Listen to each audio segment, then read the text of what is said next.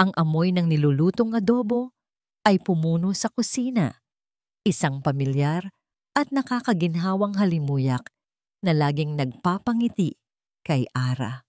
Inayos niya ang mesa para sa tatlo, tulad ng dati. Isang simpleng hapunan sa isang ordinaryong gabi. Ito ang buhay na pinangarap niya, tahimik, maayos, at payapa. Biglang bumukas ang pinto at kasabay niyon ay ang paghinto ng mundo ni Ara. Pumasok ang kanyang biyenan, si Elena, na nakangiti ng napakatamis. Ngunit hindi ang nangiti nito ang nakakuha ng kanyang atensyon. Ito ay ang lalaking nakahawak sa kamay nito. Isang lalaking napakabata na kung titingnan ay parang mas matanda lang ng ilang taon sa pamangkin niyang nag-aaral pa sa kolehiyo. Ara, Marco, andito na kami. Masayang bati ni Elena. Ang boses ay puno ng sigla na matagal nang hindi naririnig ni Ara. Lumabas si Marco mula sa sala. May ngiti rin sa labi. Ma, welcome back. Kumusta ang bakasyon? Hindi na proseso ng isip ni Ara ang mga sumunod na salita. Para siyang nanonood ng isang pelikulang hindi niya maintindihan. Naging napakasaya ng bakasyon ko, anak, sabi ni Elena, at hinigpitan pa ang hawak sa kamay ng binatang katabi. May ipapakilala ako sa inyo. Ito si Leo. Tumingin ang binatang nagngangalang Leo sa kanila. Ang mga mata nito ay may kakaibang kislap, isang klase ng kumpiyansa na hindi mo inaasahan sa kanyang edad. Ngumiti ito, isang ngiting perpekto at kalkulado. At pagkatapos ay sinabi ni Elena ang mga salitang babago sa lahat. Ang asawa ko. Nabitawan ni Ara ang sandok na hawak niya. Gumawa ito ng malakas na kalansing nang bumagsak sa sahig. At ang tunog na yon ang tila gumising sa kanya mula sa pagkakatulala. Asawa? Tumingin siya kay Marco, naghahanap ng sagot, naghahanap ng kahit anong senyales na mali lang ang kanyang narinig o na ito ay isang malaking biro lamang. Ngunit ang nakita niya ay isang mamangiting mas lumapad pa. Wow, ma! Seryoso? Congratulations! Bati ni Marco na lumapit pa para yakapin ang kanyang ina at tapikin sa balikat ang estrangherong binata. Parang may bumara sa lalamunan ni Ara. Hindi siya makapagsalita.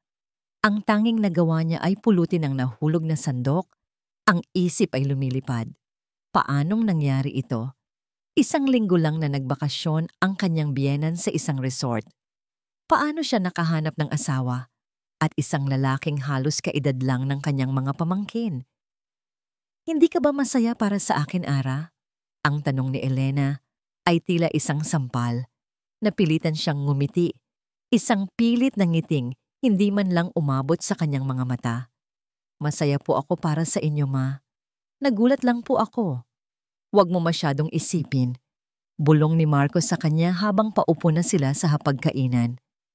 Hayaan mo si Mama na maging masaya. Ngunit habang kumakain sila, lalong lumalakas ang kabog sa dibdib ni Ara. Bawat kilos ni Leo ay parang isang tinik sa kanyang paningin. Paulit-ulit na hinahaplos ni Leo ang kamay ni Elena sa ibabaw ng mesa. Minsan ay sinusubuan pa niya ito, na parang mga teenager na bagong magkasintahan. At si Elena, na karaniwang isang babaeng formal at may dignidad, ay tila nalulunod sa atensyon ng binata. Humahagik-gik na parang isang dalaga. Napayuko na lang si Ara at itinuon ang pansin sa kanyang pagkain. Ang adobo na kanina lang ay napakabango sa kanyang pangamoy, ay parang wala ng lasa. Pakiramdam niya ay isa siyang estranghero na nanonood sa isang palabas na hindi niya dapat pinapanood. Napakasarap ng luto mo, Ara, puri ni Leo, pero may kakaibang ngisi sa labi nito. Siguradong sanay na si Marco sa mga ganitong klasing simple at masarap na pagkain. Isang papuri na may kasamang insulto. Naramdaman ni Ara ang pag-init ng kanyang pisngi, ngunit nanatili siyang tahimik. Tumingin siya kay Marco. Umaasang ipagtatanggol siya nito, ngunit tumawa lang ang kanyang asawa. Oo, Sanay na ako. The best si Mrs. Sagot ni Marco. Walang kamalay-malay, sa tunay na kahulugan, sa likod ng mga salita ni Leo. Pagkatapos ng hapunan, na puno ng pilit na tawanan at mga kwentong tungkol sa kanilang whirlwind romance, tumayo si Elena at Leo. Napagod kami sa biyahe, sabi ni Elena, habang nakakapit sa braso ni Leo. Kaya napagdesisyonan namin na dito na muna kami mag-honeymoon sa bahay para mas makilala niyo rin si Leo. Naramdaman ni Ara na nanuyo ang kanyang lalamunan. Honeymoon? Dito? Hinila ni Leo si Elena palapit sa kanya at hinalikan ito sa noo. Salamat sa masarap na hapunan, Ara. Bukas ulit. At sa harap ng kanilang mga mata, magkahawak kamay silang pumasok sa master's bedroom, ang kwarto na dati ay sa mga magulang ni Marco. Narinig ni Ara ang mahinang pag-click ng seradura ng pinto. Naiwan siyang nakatayo sa sala, katabi si Marco na naghihikab na. Ang amoy ng adobo ay napalitan ng isang mabigat at hindi maipaliwanag na tensyon. Ang tahimik niyang mundo ay biglang gumuho. At sa pagpihit ng susi sa kwarto ng kanyang biyenan, naramdaman ni Ara na nagsisimula pa lang ang kanyang bangungot. Ang unang umaga ay ang pinakatahimik at pinakamabigat sa lahat.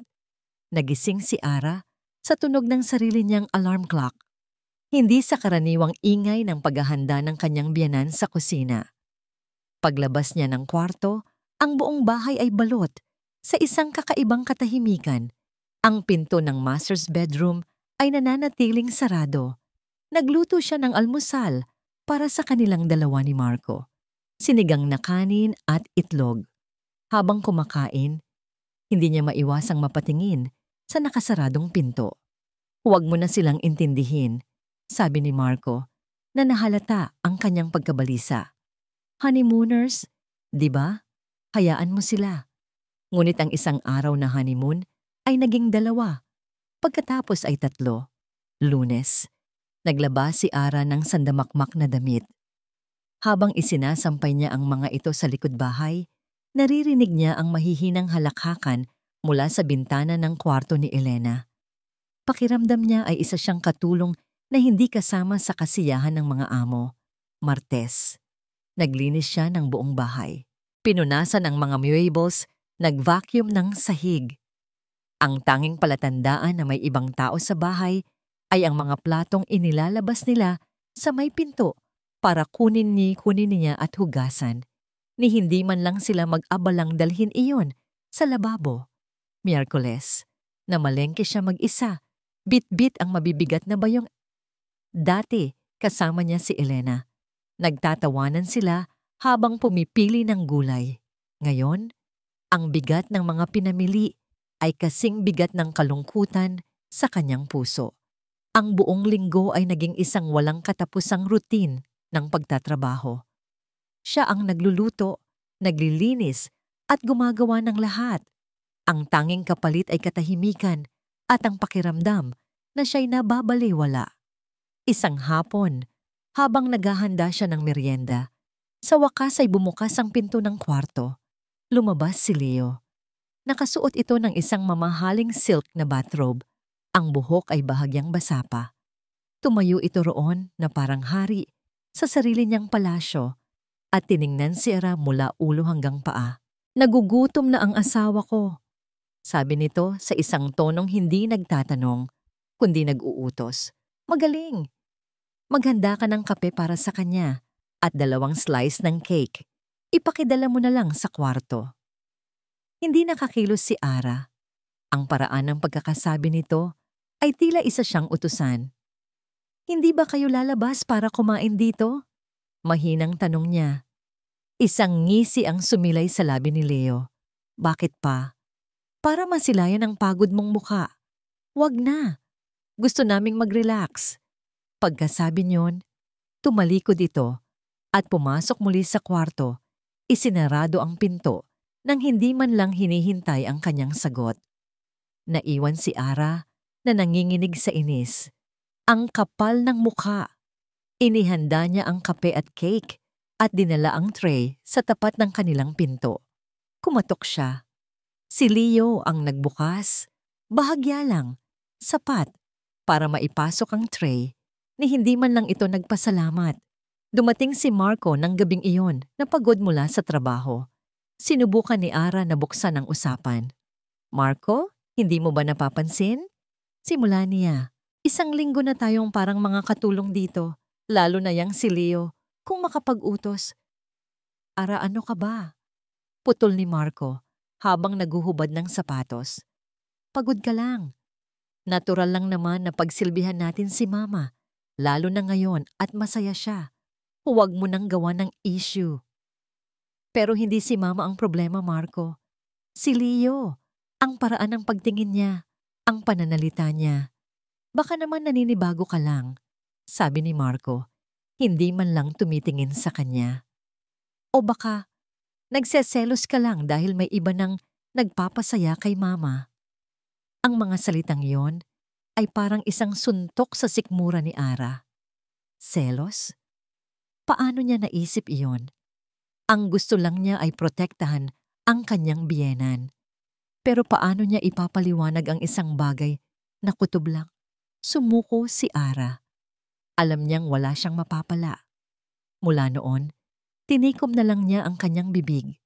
Pero lalong tumalas ang kanyang mga mata at pakiramdam. Isang gabi, mga hating gabi na, nagising si Ara dahil nauuhaw siya. Dahan-dahan, siyang bumangon para hindi magising si Marco at naglakad papuntang kusina.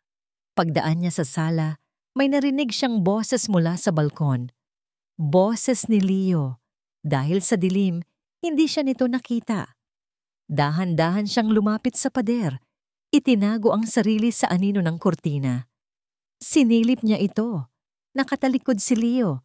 May kausap sa cellphone. Ang boses nito ay iba.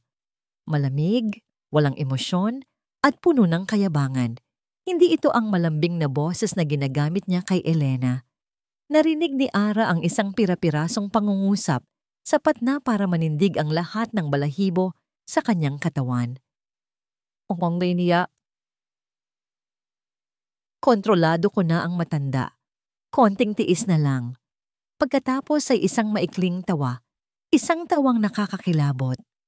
Napatakip si Ara sa kanyang bibig para pigilan ang isang pagsinghap. Nanginginig ang kanyang mga tuhod. Dahan-dahan siyang umatras, pabalik sa dilim ng kanilang kwarto. Ang mga salitang yon ay paulit-ulit na tumatakbo sa kanyang isipan. Kontrolado ko na ang matanda. Konting tiis na lang. Sa wakas, mayroon na siyang higit pa sa isang kutob. Mayroon na siyang patunay. At ang patunay na yon ay mas nakakatakot kaysa sa lahat ng kanyang mga hinala. Hindi nakatulog si Ara ng gabing iyon. Ang mga salita ni Leo ay umalingaw-ngaw sa kanyang isipan na parang sirang plaka. Kontrolado ko na ang matanda. Konting tiis na lang. Ang bawat salita ay isang patalim na tumutusok sa kanyang puso. Hindi para sa kanya, kundi para sa kanyang biyenan. Kinabukasan, hinintay niyang umalis si Elena at Leo para mamasyal. Alam niyang ito na ang pagkakataon niya. Kailangan niyang makausap si Marco ng masinsinan.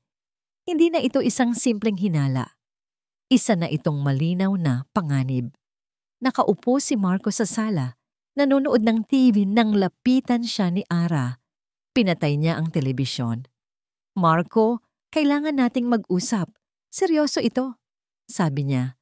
Ang boses ay nanginginig sa kaba at pagkaapura. Tungkol na naman ba yan kay Mama at Leo? Sagot ni Marco. Baka sa mukha ang pagkainis. Ara, pwede ba itigil mo na yan?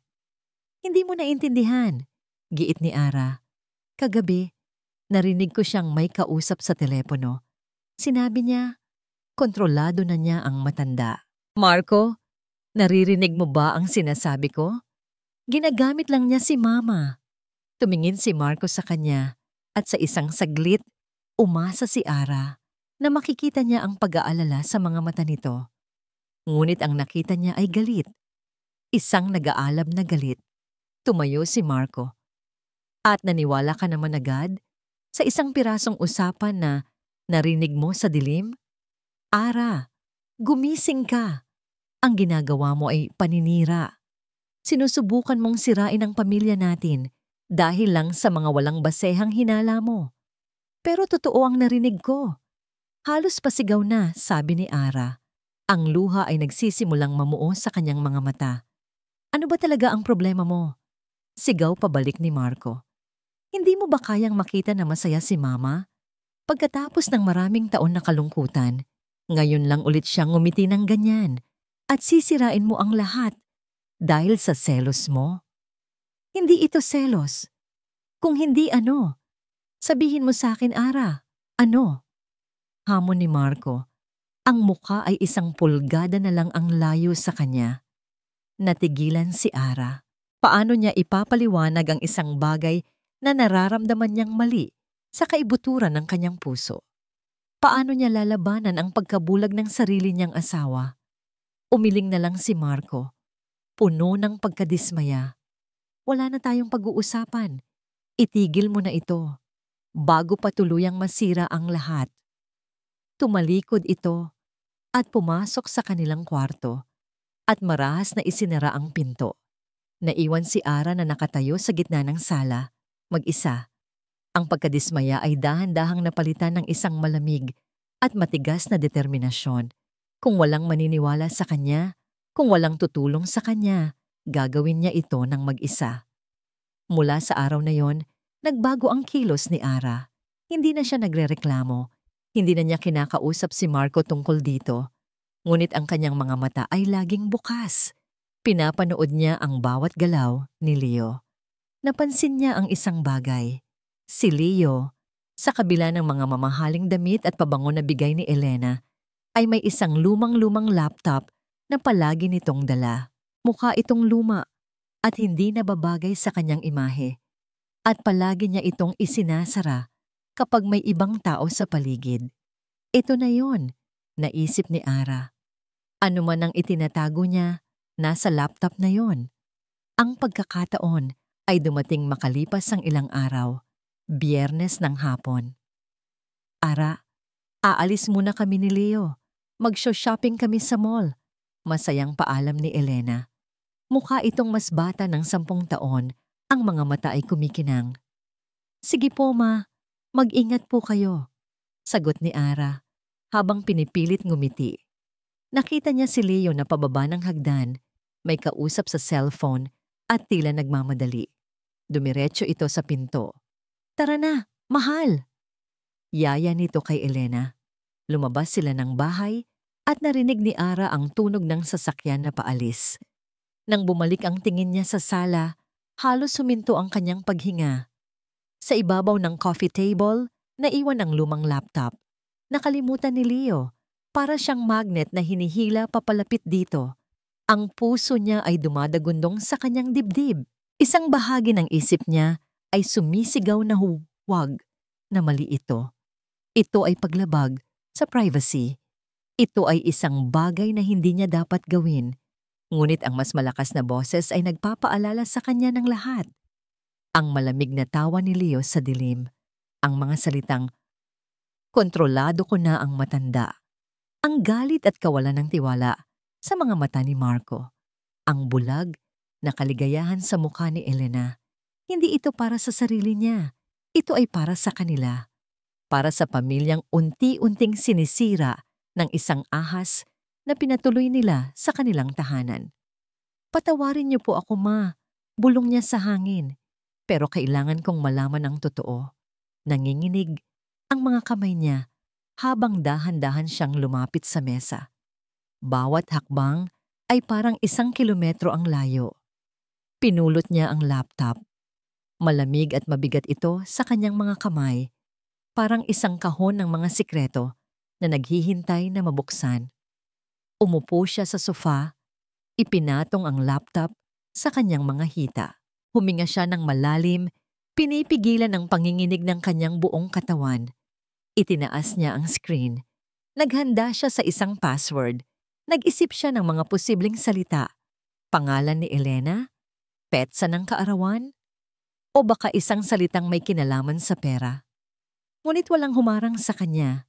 Walang password. Diretsong bumukas ang laptop at tumambad sa kanya ang desktop. Ang lunas na naramdaman niya ay agad na napalitan ng kilabot. Ganoon na ba siya kasigurado sa sarili niya? Na kahit sino ay hindi maglalakas loob na buksan ang kanyang mga gamit. Ang kanyang mga mata ay mabilis na gumala sa screen. Mga ordinaryong icon, my computer, recycle bin, ilang mga dokumento. Ngunit sa gitna ng lahat, may isang folder na tila sadyang nakahiwalay sa iba. Ang pangalan nito ay simple lang, ngunit sapat na para manlamig ang buong dugo niya. Koleksyon. Isang koleksyon ng ano? Mga litrato? Mga video? Naramdaman niya ang panunuyo ng kanyang lalamunan. Ginalaw niya ang cursor gamit ang nanginginig na daliri. Ang maliit na arrow sa screen ay tila sumasayaw. Sumasalamin sa kabog ng kanyang dibdib. Itinapat niya ito sa folder. Ito na ang punto kung saan wala nang balikan. Sa oras na i-click niya ito, anuman ang laman nito, kailangan niyang harapin. Huminga siya ng isa pang malalim at nanginginig na hininga at nag-double-click siya. Nasa isang mamahaling butik si Elena, sinusukat ang isang silk na bestida na kulay esmeralda. Bumagay ito sa kanyang balat at sa salamin, nakita niya ang isang babaeng matagal na niyang hindi nakikita. Isang babaeng masaya at puno ng buhay. Bagay na bagay sa'yo, mahal ko. Bulong ni Leo mula sa kanyang likuran. Ang mga braso nito ay yumakap sa kanyang baywang. Parang reyna. Napangiti si Elena. Ang mga salitang yon, ang mga yon ang bumuhay sa kanya. Isang buwan pa lang ang nakalipas, nararamdaman niya ang bawat isa sa kanyang 50 taon. Ang bahay ay malaki at tahimik. Si Marco ay laging abala sa trabaho at sa sarili nitong pamilya. Mag-isa siya, napapalibutan ng mga alaala ng kanyang yumaong asawa. Ang bawat araw ay pare-pareho lang, isang mahabang paghihintay sa paglubog ng araw. Kaya siya nagpunta sa resort na yon. Hindi para maghanap ng pag-ibig, kundi para takasan ang kalungkutan. Naaalala pa niya ang gabing iyon. Nakaupo siyang mag-isa sa tabi ng pool, pinapanood ang mga batang mag-asawa na nagtatawanan. Naramdaman niya ang pagiging invisible. Isang anino na lang ng nakaraan. Ang isang babaeng may ganyang kagandahan ay hindi dapat nag-iisa. Isang boses ang bumasag sa kanyang pag-iisip. Tumingala siya at nakita si Leo. May hawak na 2 baso ng alak. Ngumiti ito at ang nangiti nito ay parang araw na tumisikat. Hindi ako kagandahan, matanda na ako. Sagot niya na may halong pait. Umupo ito sa tabi niya at iniabot ang isang baso. Ang edad ay para lang sa alak at keso, ma'am. Lalo itong gumaganda habang tumatagal, sabi nito. Ang mga mata ay nakatitig sa kanya. Ang ganda mo ay hindi kumukupas. Ito ay timeless. Walang sino man ang nagsabi sa kanya niyon sa loob ng maraming taon. Sa isang iglap, hindi na siya si Elena, ang byuda, o si Elena, ang ina ni Marco. Siya ay si Elena, ang magandang babae. Ang mga sumunod na araw ay isang panaginip. Naglakad sila sa tabing dagat, nag-usap hanggang madaling araw. Ikinuwento niya ang kanyang kalungkutan. Nakinig ito ng may buong atensyon. Ikinuwento nito ang mga pangarap nito. Nakita niya ang isang ambisyosong binata na kailangan lang ng gabay. Isang gabi, habang nakatingin sila sa mga bituin, sinabi nito, "Ayokong matapos ito. Ayokong bumalik ka sa malungkot na bahay na yon. Gusto kong makasama ka, na alagaan ka." At doon, sa ilalim ng kalangitan na puno ng bituin, naniwala siya. Ngayon, habang nakatayo sa harap ng salamin, bumalik sa isip niya ang isang sandali ng pag-aalinlangan. Isang gabi sa resort, pagkatapos maligo, tinitigan niya ang kanyang refleksyon. Nakita niya ang mga guhit sa gilid ng kanyang mga mata, ang bahagyang paglaylay ng kanyang balat, ang katotohanan ng kanyang edad. Bigla siyang kinabahan. Paano siya mamahalin ng isang binatang tulad ni Leo? Isang araw, magigising na lang ito at makikita ang isang matandang babae sa tabi nito. Ngunit pumasok si Leo sa banyo, niyakap siya mula sa likod at hinalikan ang kanyang leeg. Ano ang iniisip ng pinakamagandang babae sa buong mundo? Ang lahat ng kanyang takot ay naglaho na parang bula. Siya ang kanyang kaligtasan. Para hindi ka na mapagod mag-isip sa mga papeles at sa negosyo, mahal ko. Sabi sa kanya ni Leo isang araw habang nagkakape sila. Bakit hindi natin gawing simple ang lahat? Hayaan mong ako na ang mamahala sa ilan sa mga yon, para ang tanging iisipin mo na lang ay kung saan natin gusto magbakasyon. May isang maliit na tinig sa kanyang isip na nagbabala, ngunit napakaganda ng alok nito. Isang buhay na walang alalahanin, isang buhay ng purong kaligayahan. Iyon ang ipinangako ni Leo at iyon ang pinili niyang paniwalaan. Elena, sigurado ka ba dyan? Tanong ng matalik niyang kaibigan na si Cynthia sa telepono noong isang araw nang ikwento niya ang tungkol sa kasal. Hindi ba parang napakabilis? Halos hindi mo pa kilala ang lalaking yan. Naramdaman ni Elena ang pag-init ng kanyang ulo. Inggit ka lang, Cynthia, mataray niyang sagot. Hindi mo lang matanggap na sa edad kong ito, may isang lalaking nagmamahal sa akin ng totoo. Mas kilala ko si Leo. Mabuti siyang tao.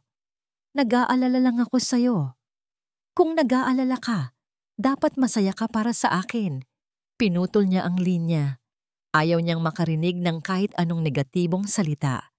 Sinisira nito ang perpektong mundong itinatayo niya kasama si Leo. Kaya ngayon, habang binabayaran ni Leo ang bestida, gamit ang credit card na ibinigay niya, ang tanging nararamdaman niya ay pasasalamat. Pag-uwi nila sa bahay, dala-dala ang maraming paper bag. Naabutan nilang tahimik ang sala. Mukhang nasa kwarto si Ara. Mas mabuti, naisip niya. Ayaw niya ng anumang tensyon. Umupo sila sa sofa at kinuha ni Leo ang kanyang mga kamay. Tinitigan siya nito ng may pagsamba. Mayroon akong sorpresa sa'yo, sabi ni Leo. May kinuha itong isang brown envelope mula sa briefcase nito. Sa loob ay may isang folder na puno ng mga dokumento. Para masimulan na natin ang ating kinabukasan na walang iniisip, pinahanda ko na ito. Paliwanag ni Leo sa isang malambing na boses. Para ito sa pag-transfer ng ilang assets sa isang joint account, ang future fund natin. Inilatag nito ang mga papel sa mesa at itinuro ang isang linya sa dulo ng huling pahina. Iniabot nito sa kanya ang isang mamahaling pluma. Pirmahan mo ito, mahal ko. Bulong nito, ang hininga ay mainit sa kanyang pisngi. Ito ang simula ng ating buhay na magkasama habang buhay. Tumingin si Elena sa mga papeles pagkatapos ay sa mukha ni Leo. Nakita niya rito ang kanyang hinaharap, ang kanyang kaligayahan, ang katapusan ng kanyang kalungkutan. Nawala ang lahat ng kanyang pagdududa. Ngumiti siya. Isang ngiting totoo at nagmumula sa puso. Itinaas niya ang pluma, handang lagdaan ang kanyang kapalaran. Nang bumukas ang folder na may pangalang koleksyon, ang unang tumambad kay Ara ay hindi mga dokumento o mga litrato. Ito ay isa pang hilera ng mga folder.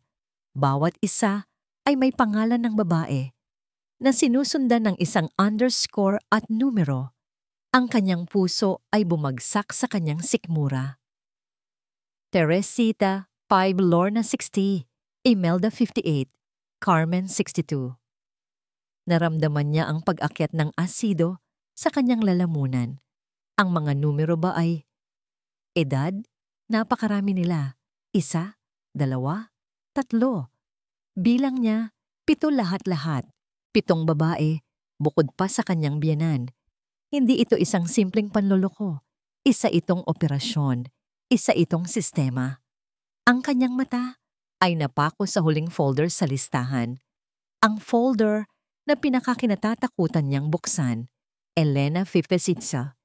Nanginginig niyang ginalaw ang cursor patungo rito. Ang bawat milimetro ng paggalaw ay parang isang paglalakbay sa impyerno.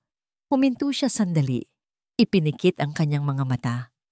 Ano man ang makikita niya, kailangan niyang maging matatag. Binuksan niya ang folder. Ang laman nito ay mga video file. Marami. Bawat isa ay may petsa bilang pangalan. Dahan-dahan, pinili niya ang isa sa pinakaunang petsa. Hininaan niya ang volume ng laptop hanggang sa halos wala nang marinig at pinindot ang play. Ang unang ilang segundo ay madilim. Tila kuha mula sa isang nakatagong kamera. Pagkatapos, nagkaroon ng liwanag. Ang video ay kuha sa loob ng isang hotel room. Ang hotel room sa resort kung saan nagbakasyon si Elena.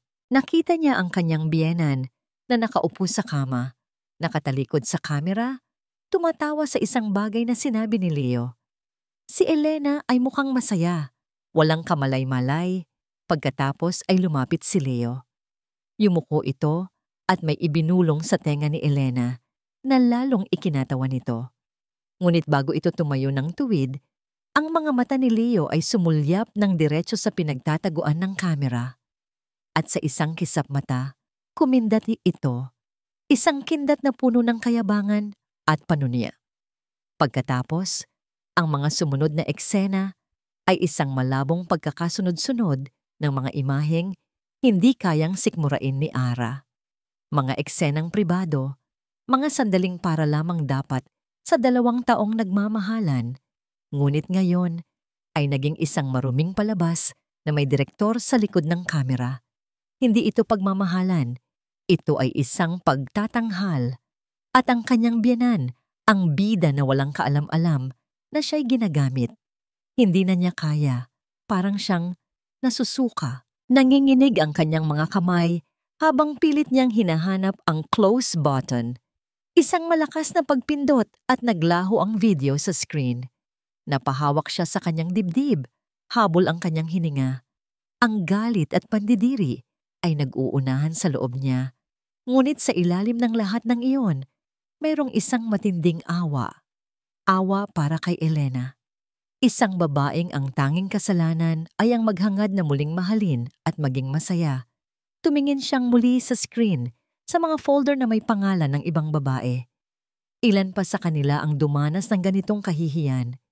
Ilan pa ang biktima ng lalaking ito? Hindi na siya si Ara na duwag. Hindi na siya ang asawang naghihintay na lang nang sasabihin ni Marco.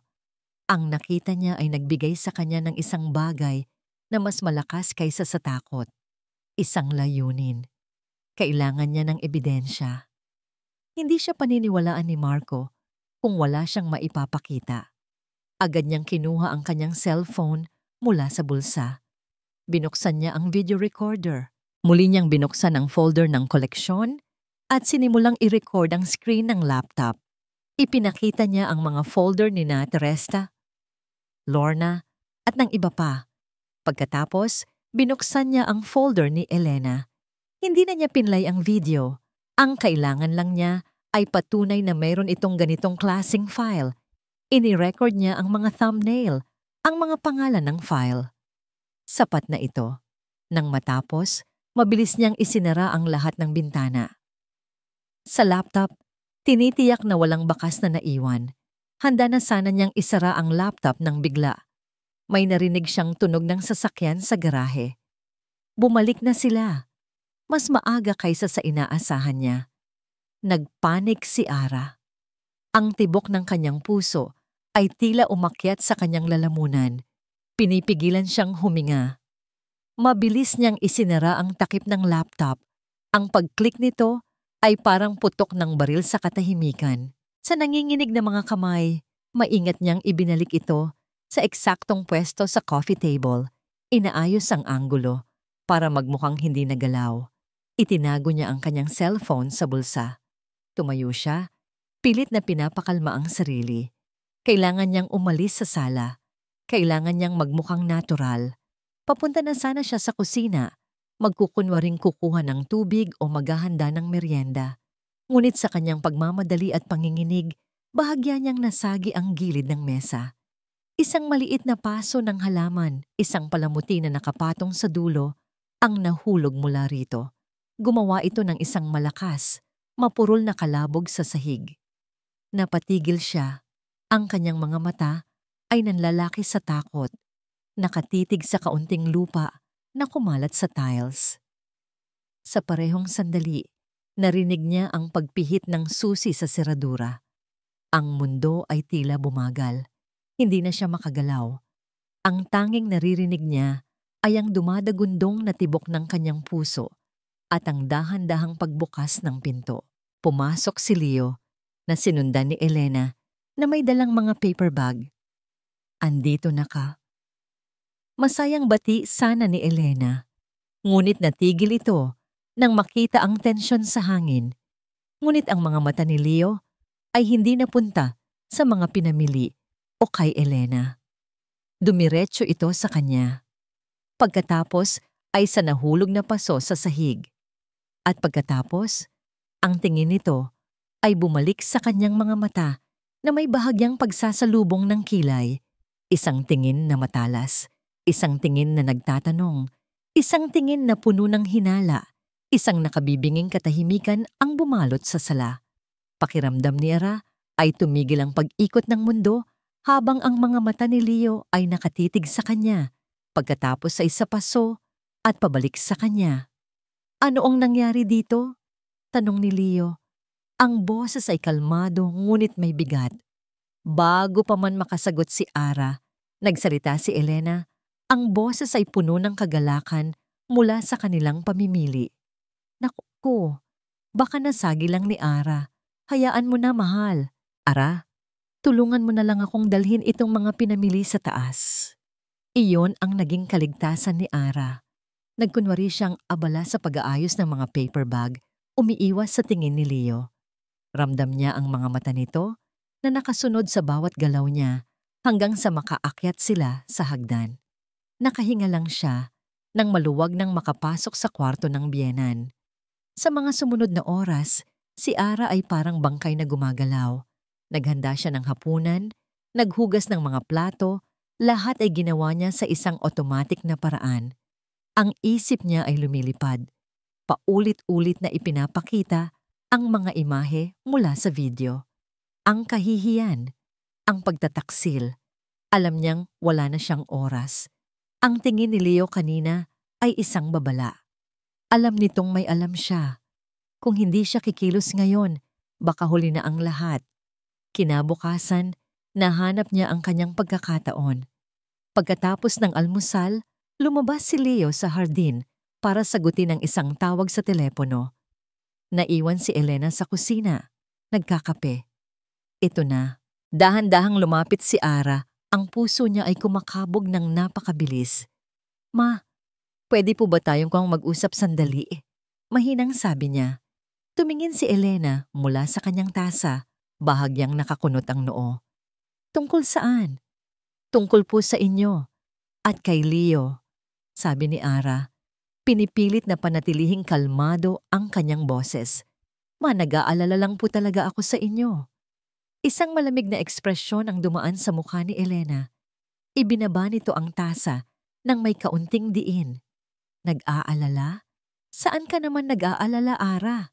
Dahil masaya ako? Dahil sa wakas, may nagmamahal sa akin? Hindi po sa ganoon. Mabilis na sagot ni Ara. Pero hindi po siya tulad ng inaakala nyo. Hindi po siya tapat sa inyo. Tumawa si Elena, isang tawang walang saya. At paano mo naman nasabi yan? Dahil lang sa mga hinala mo? Ara, sinabi na sa'yo ni Marco na itigil mo na to. Naramdaman ni Ara ang pagkaubos ng kanyang pasensya. Ang pag-asa niyang magkakaroon sila ng isang mahinahong usapan ay naglalaho. Wala siyang pagpipilian. Kailangan niyang sabihin ang katotohanan. Gaano man ito kasakit. Dahil may nakita po ako, sabi ni Ara, ang boses ay naging mas matatag. Nakalimutan niya po ang laptop niya kahapon at binuksan ko po iyon. Natigilan si Elena. Ang pagkainis sa mukha nito ay napalitan ng gulat at pagkatapos ay galit. Pinakialaman mo ang gamit niya? Wala kang karapatan. Kailangan ko pong malaman ang totoo. Giit ni Ara. Ang luha ay nagsisimula ng magbanta sa kanyang mga mata. Ma, pakinggan niyo po ako. May mga video po siya. Mga video ninyo na hindi niyo alam na kinukunan niya. Mga video na pribado. Sa isang iglap, nagbago ang lahat. Ang mukha ni Elena ay namutla. Pagkatapos ay namula sa matinding galit at kahihiyan. Ang ideya pa lang, ang mungkahi pa lang, ay isang insulto na hindi niya kayang tanggapin. Walang hiya ka, sigaw ni Elena. Ang boses ay basag sa galit. Anong klaseng demonyo ka para mag-imbento ng ganyang kasinungalingan? Anong klaseng dumi ang nasa isip mo? Ma, totoo po. May iba pa pong mga folder, mga pangalan ng ibang babae. Desperadong sabi ni Ara, umaasang ang detalye ay makukumbinsi ito. Niloloko niya po kayo. Niloloko niya po tayong lahat. Pero ang bawat salitang binitawan ni Ara ay lalo lang nagsilbing gasolina sa apoy ng galit ni Elena. Hindi nito naririnig ang babala. Ang naririnig nito ay isang atake sa kanyang desisyon, sa kanyang kaligayahan, sa huling piraso ng pag-asa na pinanghahawakan niya. Manahimik ka. At pagkatapos ay isang malutong na tunog ang pumuno sa kusina. Pak! Ang pisngi ni Ara ay biglang uminit at kumirot. Napahawak siya rito. Ang mga mata ay nanlalaki sa gulat. Hindi dahil sa sakit, kundi dahil sa katotohanang sinampal siya ng babaeng itinuring na niyang pangalawang ina. Ang mga luhang kanina pa niya pinipigilan ay tuluyan ng bumagsak. Tumayo si Elena. Ang dibdib ay umaangat at bumababa sa tindi ng emosyon. Ang mga kamay ay nanginginig. Ang galit sa kanyang mukha ay may bahid na ngayon ng takot at pagsisisi sa kanyang nagawa. Ngunit huli na ang lahat. Nakatayo lang silang dalawa roon sa gitna ng nasirang tiwala, sa isang katahimikang mas maingay pa kaysa sa sigawan. At sa sandaling iyon, bumukas ang sliding door mula sa hardin. Pumasok si Leo. Huminto ito sa may pintuan at ang ngiti sa kanyang labi ay dahan-dahang naglaho habang tinitingnan ang eksena sa harap niya. Nakita niya si Elena na umiiyak at nanginginig. Nakita niya si Ara na hawak ang namumulang pisngi. Ang muka ay basang-basa sa luha. Hindi siya nagtanong. Hindi siya sumigaw. Sa isang nakakakilabot na kahinahunan, lumakad siya papalapit, ngunit hindi kay Ara. Dumiretso siya kay Elena. Marahan niyang hinawakan ang balikat nito at niyakap ito ng mahigpit. Shhh! Tahan na, mahal. Bulong niya habang hinahaplos ang buhok nito. Andito na ako. Anong nangyari? Humagulgol si Elena sa kanyang dibdib. Ang mga salita ay hindi na mabuo.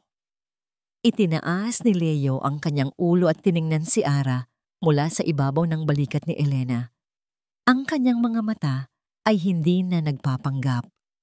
Ang mga ito ay malamig na parang yelo, puno ng isang tahimik na tagumpay at pagbabanta. At sa isang boses na nagpatindig sa lahat ng balahibo ni Ara, nagtanong siya, "Ano ang ginawa mo sa asawa ko?" Pagod na pagod si Marco pag-uwi niya ng gabing iyon. Ang tanging gusto niya lang ay ang umupo sa sofa, manood ng basketball at kalimutan ang stress mula sa opisina. Isang simpleng gabi lang ang hiling niya. Ngunit sa pagbukas pa lang niya ng pinto, alam niyang hindi niya yon makukuha. Ang sumalubong sa kanya ay isang eksenang nagpatigil sa kanyang mundo. Ang kanyang ina, si Elena, ay humahagulgol sa mga bisig ni Leo. At si Ara, ang kanyang asawa, ay nakatayo sa di kalayuan. Hawak ang sariling pisngi. Ang mukha ay naliligo sa losa, sa luha. Anong nangyayari dito? Tanong niya. Ang boses ay naglalaman ng pagod at pag-aalala. Sa tunog ng kanyang boses, lalong humigpit ang iyak ni Elena. Humarap ito sa kanya. Ang mukha ay puno ng sakit. Marco, anak, ano ang ginawa niya sa'yo, ma? Agad na tanong ni Marco. Ang tingin ay lumipat kay Ara. Puno ng akusasyon. Bago pa man makasagot si Ara, nagsalita si Elena. Ang mga salita ay pira-piraso dahil sa kanyang mga hikbi. Si Sinabi niya, nag-imbento siya ng mga kahindik-hindik na bagay tungkol kay Leo, tungkol sa akin, na para bang isa akong hangal na matanda na hindi alam ang ginagawa ko. Tumingin si Marco kay Ara, naghihintay ng paliwanag. Ngunit si Leo ang sumagot, sa isang boses na kalmado at puno ng pag-unawa na lalong nagpalala sa sitwasyon. Marco, sandali, sabi ni Leo, habang marahang hinahaplos ang likod ni Elena. Naiintindihan ko kung saan nanggagaling si Ara. Siguro, nag-aalala lang siya. Pero, sumobra na yata siya ngayon. Ang mga paratang niya, sinaktan niya ng husto ang mama mo. Ang bawat salita ni Leo ay parang langis na ibinuhos sa apoy. Ang pagiging makatwiran nito ay lalong nagmukhang kontrabida kay Ara sa paningin ni Marco. Nakita niya ang isang mabuting lalaki na sinusubukang protektahan ang kanyang ina mula sa isang asawang gumagawa ng gulo. Ara, ano na naman to? Galit na tanong ni Marco. Hindi ba't sinabi ko nang tigilan mo na? Bakit hindi mo na lang hayaang maging masaya si Mama? Hindi mo naiintindihan, Marco, sagot ni Ara. Ang boses ay desperado. May ebidensya ako. Kailangan mong makita ito. Maniwala ka sa akin, kahit ngayon lang. Ebidensya? Anong ebidensya? Mga kwentong gawa-gawa mo lang. Hindi! Totoo ito. Kinuha ni Ara ang kanyang cellphone mula sa bulsa. Nanginginig ang kanyang mga daliri habang sinusubukan niyang hanapin ang video na kanyang ni-record. Papanoorin ko sa'yo ang mga video, ang mga folder na may pangalan ng ibang babae. Nakita ni Marco ang screen ng cellphone. Sa isang iglap, ang lahat ng pagod at inis na naipon niya sa buong linggo ay sumabog. Pagod na siya sa tensyon. Pagod na siya sa dramang ito. Ang gusto niya lang ay kapayapaan. At ang cellphone na yon sa kamay ni Ara ang simbolo ng lahat ng gulo. Ayoko nang makakita ng kahit ano. Sigaw niya. At sa isang marahas na kilos na ikinagulat nilang lahat, maging ang sarili niya, iwinaksin niya ang kamay ni Ara. Ang cellphone ay lumipad mula sa pagkakahawak nito at bumagsak sa sahig na may malakas na kalabog. Ang screen ay nagkalamat na parang sapot ng gagamba. Natigilan ang lahat. Ang tanging maririnig ay ang mahinang hikbi ni Elena. Si Ara ay napatingin sa basag na cellphone sa sahig pagkatapos ay tumingin kay Marco. Ang sakit sa kanyang mga mata ay mas matindi pa kaysa sa sampal na natanggap niya kanina. Isang tingin ng ganap na pagkatalo at pagkabigo sa lalaking pinakasalan niya. Ang tingin na yon ang tuluyang nagtulak kay Marco sa gilid. Hindi niya kayang harapin ang sakit na idinulot niya. Mas madaling magalit. Huminga siya ng malalim. Ang dibdib ay masikip sa galit na hindi niya maintindihan. Tumingin siya sa babaeng nasa harap niya na ngayon ay parang isang estranghera. Itinuro niya ito. Ang daliri ay nanginginig. Hindi ko na makilala kung sino ka. Sabi niya, ang boses ay malamig at walang emosyon. Siguro, mas mabuting umuwi ka muna sa mga magulang mo para makapag-isip-isip ka. Ang mga salita ni Marco ay tumagos sa puso ni Ara na parang mga bubog ng salamin, matalim at nag-iiwan ng mga sugat na hindi nakikita. Siguro, mas mabuting umuwi ka muna sa mga magulang mo. Hindi siya umimik, hindi siya umiyak. May isang bahagi sa kanya na tila na manhid. Dahan-dahan siyang tumalikod at naglakad papasok sa kanilang kwarto. Ang bawat hakbang ay parang ang bigat-bigat. Narinig niya ang pagsara ng pinto sa likuran niya. Mag-isa na siya. Kinuha niya ang maleta mula sa ilalim ng kama. Ang alikabok na naipon dito ay parang alikabok na rin sa kanilang pagsasama. Binuksan niya ang aparador at ang amoy ng damit ni Marco ay sumalubong sa kanya. Isang pamilyar na amoy na ngayon ay nagdudulot ng kirot. Sinimulan niyang ilagay ang kanyang mga damit sa maleta. Ang kanyang mga galaw ay mechanical, walang emosyon, isang blusa, isang palda, isang bestidang isinuot niya noong kanilang anibersaryo. Bawat piraso ay may dalang alaala, Mga alaala na ngayon ay parang multo na nananakit. Sa gilid ng kanyang kama, nakita niya ang kanyang cellphone. Basag ang screen, itim at walang buhay. Ang tanging ebidensya niya na wala na. Wasak. Katulad ng kanyang pamilya. Katulad ng kanyang puso. Nang halos mapuno na ang maleta, napaupo siya sa sahig, yakap ang kanyang mga tuhod. At doon, sa katahimikan ng kwartong dati puno ng tawanan at pangarap, tuluyan siyang bumigay. Humagulgol siya, isang iyak na walang tunog. Isang iyak na nanggagaling sa kaibuturan ng kanyang kaluluwa. Iyak para sa nawalang tiwala ng kanyang asawa. Iyak para sa pagkabulag ng kanyang biyenan. At iyak para sa sarili niyang katangahan. Ang katangahang maniwala na ang pag-ibig at katotohanan ay sapat na wala na ang lahat. Talo na siya. Pagkaraan ng ilang sandali, pinilit niyang tumayo. Kailangan na niyang umalis. Binitbit niya ang mabigat na maleta palabas ng kwarto. Habang naglalakad siya sa pasilyo, dumaan siya sa tapat ng silid-aklatan ng kanyang yumaong biyenang lalaki. Laging sarado ang pinto nito, isang santuwaryo ng mga alaala. Ngunit ngayon, bahagya itong nakaawang. Biglang umihip ang isang malakas na hangin mula sa bintanang nakabukas sa dulo ng pasilyo. Pumasok ito sa nakaawang na pinto ng silid-aklatan at narinig ni Ara ang kaluskos ng mga papel na nililipad. Isang bahagi sa kanya ang nagsasabing, huwag na itong pansinin. Ngunit ang ugali niya na maging maayos ay mas nanaig. Ayaw niyang umalis na mag-iwan ng gulo. Itinabi niya ang kanyang maleta at pumasok sa silid. Ang amoy ng mga lumang libro at kahoy ang sumalubong sa kanya. Sa ibabaw ng malaking lamesa ng kanyang biyenan, nagkalat ang mga lumang papeles.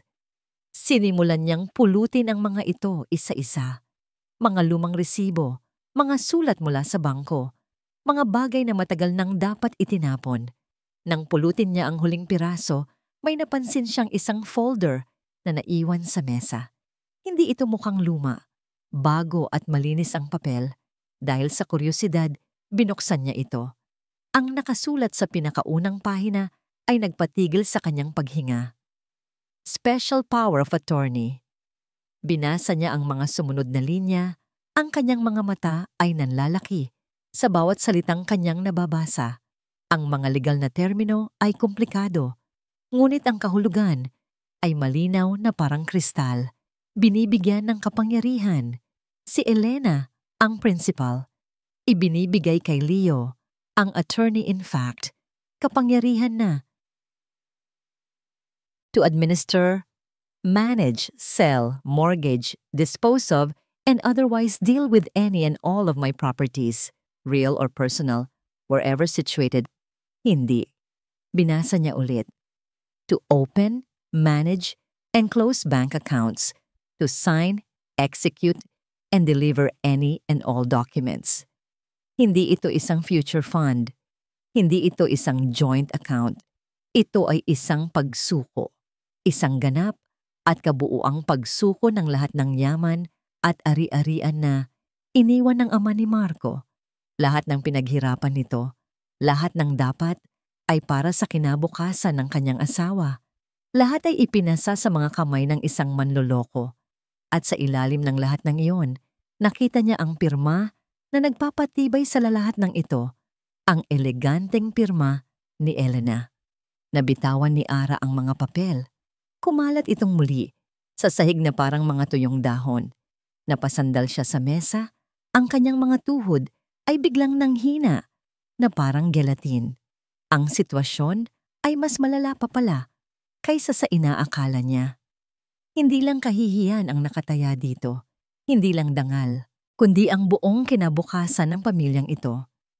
May dalawa siyang pagpipilian, tumalikod, lisanin ang bahay na ito tulad ng utos ni Marco, at hayaan silang malunod sa kanilang pagkakamali. O manatili at lumaban, mag-isa. Walang ebidensya, walang kakampi. Umupo siya sa sahig, sa gitna ng mga nagkalat na papel at ng kanyang basag na pagkatao. Tinitigan niya ang dokumento. Ang pangalan ni Leo, ang pangalan ni Elena. Dahan-dahan, pinunasan niya ang huling butil ng luha sa kanyang pisngi gamit ang likod ng kanyang kamay. Ang kawalan ng pag-asa sa kanyang mga mata ay dahan-dahang naglaho. Ito ay napalitan ng isang bagay na iba. Isang bagay na malamig, isang bagay na matigas, isang maliit na baga ng galit na sinindihan ng katotohanan. Hindi na siya iiyak. Tapos na ang pagiging biktima. Kung walang lalaban para sa pamilyang ito, siya ang lalaban. Kinabukasan, walang umalis sa bahay. Nagkulong si Ara sa guest room, hindi sa kwarto nila ni Marco. Nagdala siya ng pagkain at tubig, sapat para sa buong araw.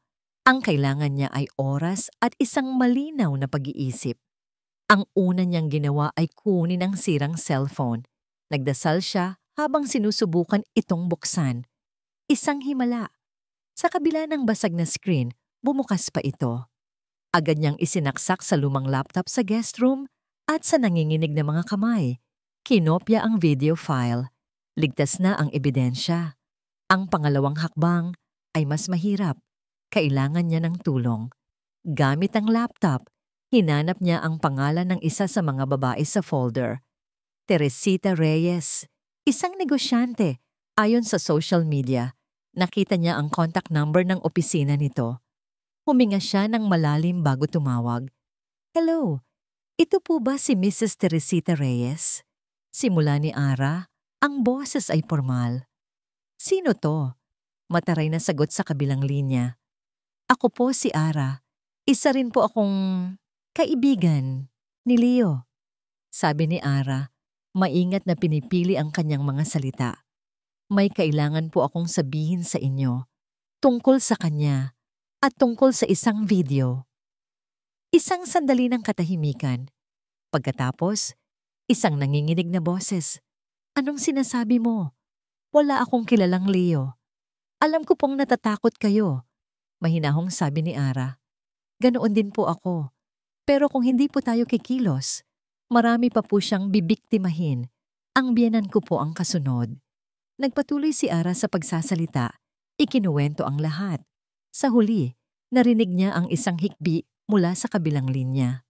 Anong kailangan mong gawin ko? Tanong ni Teresita. Ang boses ay basag na.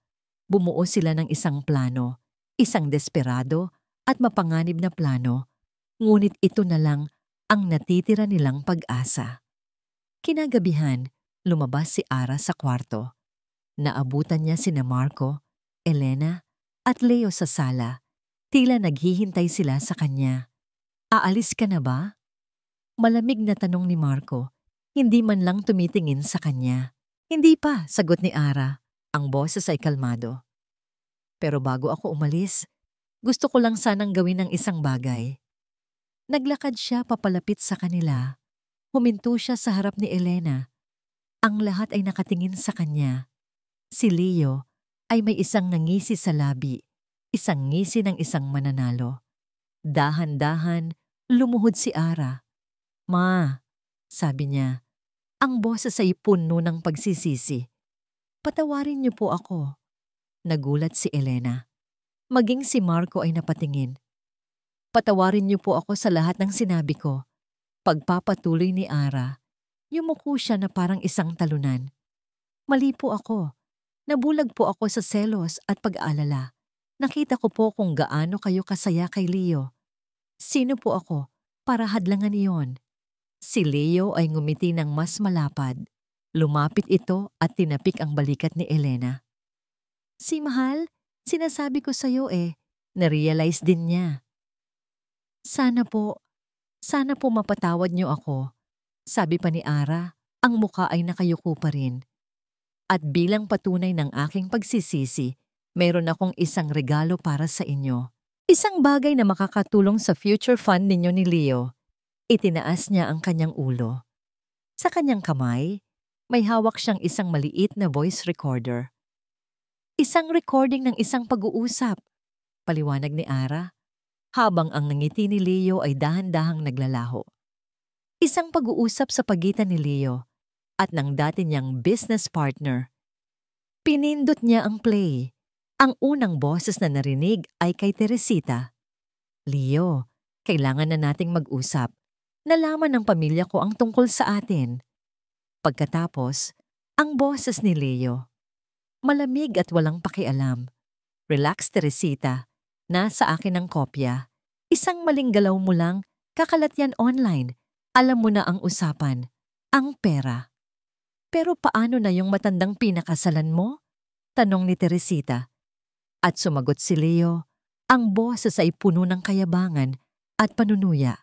Ang parehong boses na narinig ni Ara sa balkon. Ang matandang yon? Siya ang pinakamalaking isda sa lahat.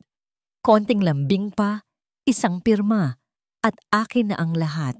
Pagkatapos noon, sino ka na ulit? Sino na ulit siya? Isa lang siyang matandang kawawa na walang pera at may hawak na video scandal. Ha ha ha! Isang nakabibinging katahimikan ang pumuno sa sala. Ang mukha ni Leo ay namutla na parang papel. Tumingin siya kay Elena na nakatitig sa kanya. Ang mukha ay isang maskara ng hindi makapaniwalang sakit at kataksilan. Tumingin siya kay Marco na ngayon ay nakatayo na. Ang mga kamao ay nakakuyom. Ang mga mata ay nag-aapoy sa galit na sa wakas ay nahanap ang tamang target. Hindi totoo yan. Gawa-gawa lang yan. Sigaw ni Leo, ngunit ang panginginig sa kanyang boses ay nagbunyag sa lahat. "Talaga ba?" sabi ni Ara, habang dahan-dahang tumatayo. "Kung ganoon, sino ang babaeng ito?" At sa hudyat na yon, bumukas ang pinto. Pumasok si Teresita Reyes. Ang mukha ay matatag, sa kabila ng takot.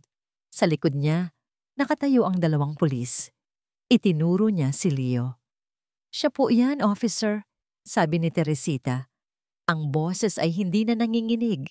Siya ang lalaking nanloko at nag-blackmail sa akin. Ang katahimikan pagkatapos ng bagyo ay mas nakabibingi kaysa sa mismong ingay.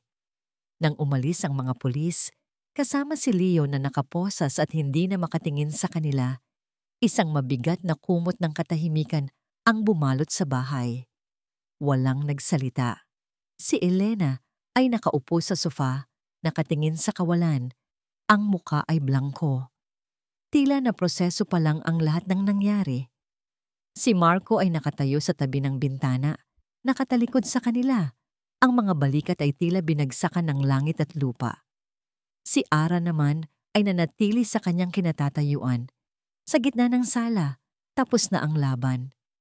Ngunit ang pakiramdam ay hindi tagumpay. Ito ay pagod. Isang matinding pagod sa katawan at kaluluwa. Walang nagsabi ng kahit ano ng gabing iyon. Nagkulong ang bawat isa sa kani-kanilang mga mundo. Dala-dala ang bigat ng mga sugat na nilikha ng katotohanan. Kinabukasan, habang nag-iimpake pa rin si Ara ng kanyang mga gamit, ngayon ay mas dahan-dahan na, hindi na sigurado kung ano ang kanyang susunod na hakbang. Dahan-dahang bumukas ang pinto ng kwarto. Pumasok si Marco. Ang kanyang asawa ay mukhang mas tumanda ng 10 taon sa loob lang ng isang gabi.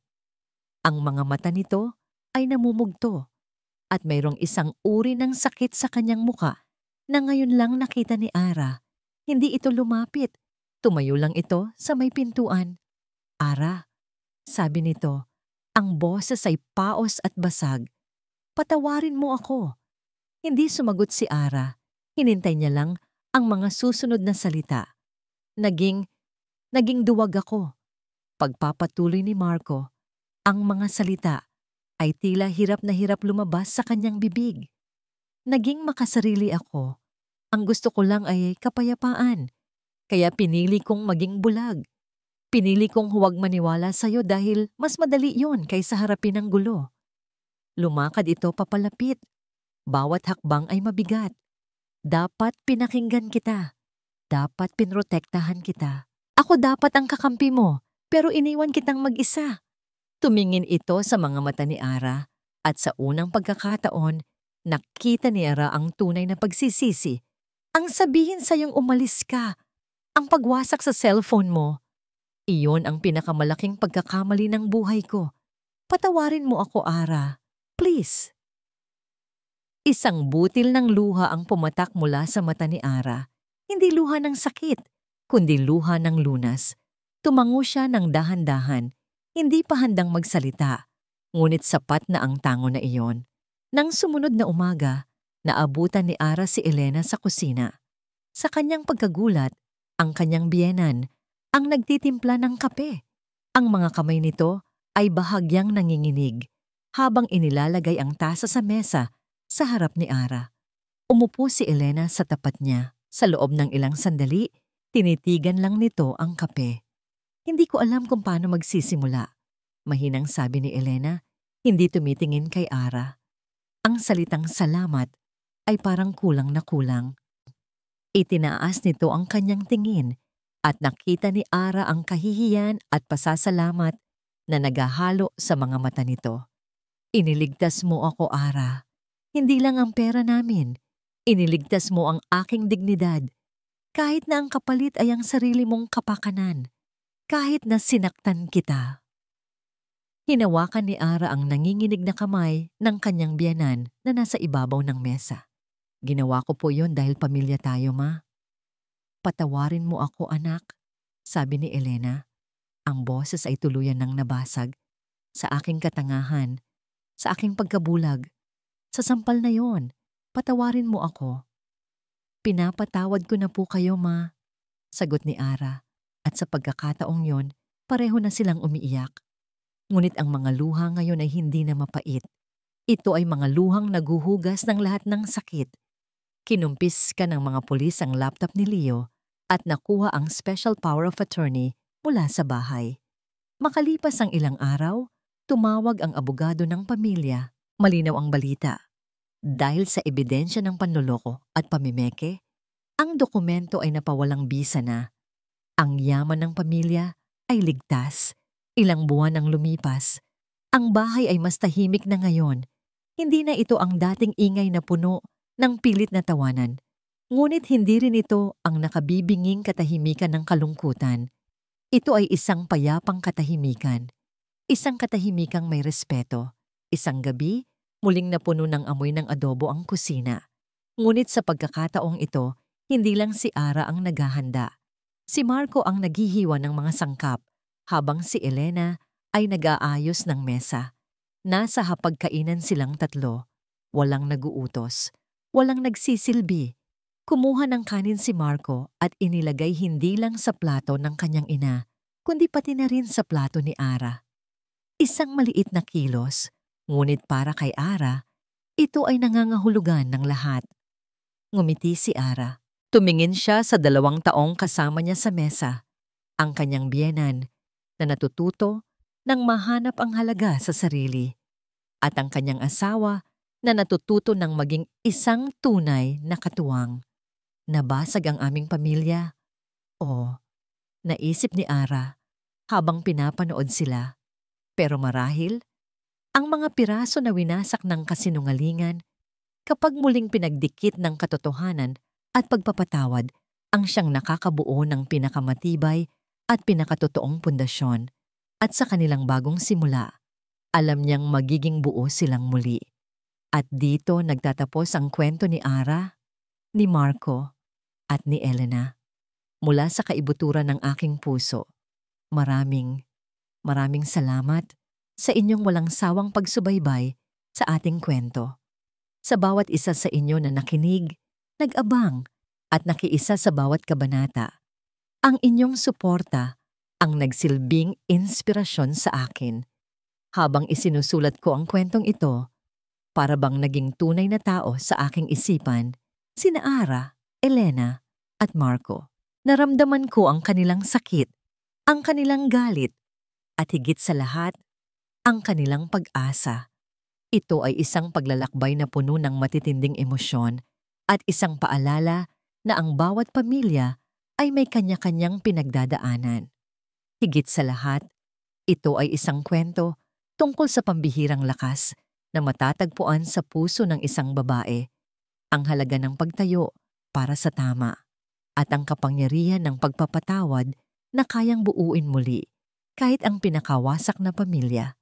Isang patunay na kahit sa pinakamadilim na sandali, laging may pag-asa at ang katotohanan, gaano man kasakit, ang siyang tanging daan patungo sa tunay na paghilom.